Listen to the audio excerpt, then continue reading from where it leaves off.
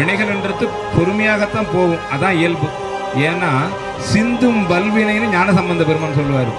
ஆனா ஆடி பாடி அண்ணாமலை கைதோட ஓடி போகும் நமது உள்ள வினைகள். நீங்க உள்ளன்போட சிவன்றத்தை பிடிச்சிட்டீங்கன்னா உங்களுக்கு தேவையானதெல்லாம் அவர் தேடி வந்து கொடுக்க காத்துக்கிட்டு இருக்கிறாரு.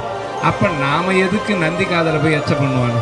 தேவை கிடையாது, அவரே நிச்சயமா செய்வார். நல்லா கேட்டுங்க, சிவத்தை கும்பிட்ட சிவனடியாராக இருக்கின்ற திருநீறு ருத்ராட்சம் தரித்த அடியார்கள் இந்த சொல்ல சொன்னாங்களா, சிவத்தை கும்பிட்டா கஷ்டம் வரணுட்டு?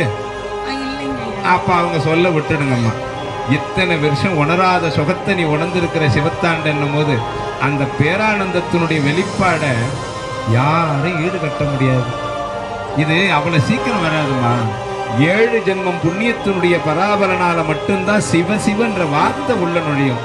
சிவன் கோயிலை மிதிக்க முடியும், சிவ சம்பிரதாயத்தை சார முடியும். இல்லைன்னா அவங்கெல்லாம் செய்ய முடியாது. சிவ சிவ என்றிட தீவினை மாலும், உடனே அழிஞ்சு போட சிவ சிவனா